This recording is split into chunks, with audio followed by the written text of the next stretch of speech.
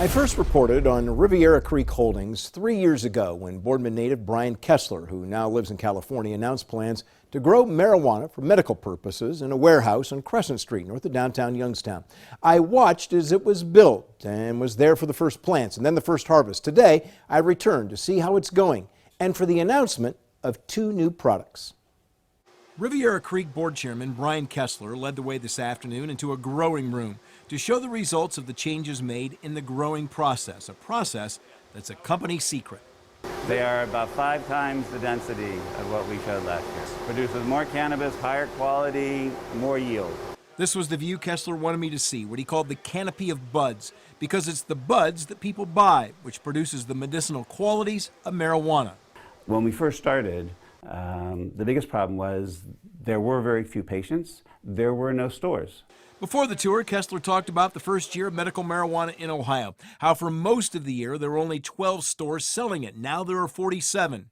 80,000 patients signed up, which is what he predicted, and he's hoping for 150,000 by year's end.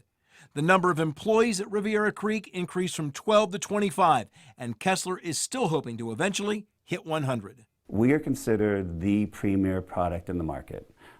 We have been successful in getting people to be happy with working and receiving the product we deliver.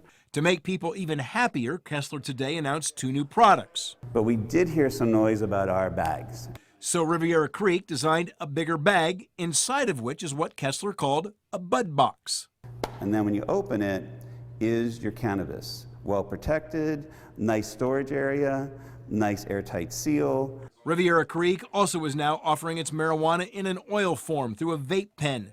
Vape pens are not new, they're just new to Riviera Creek. After all this, did the company make money last year? We did not.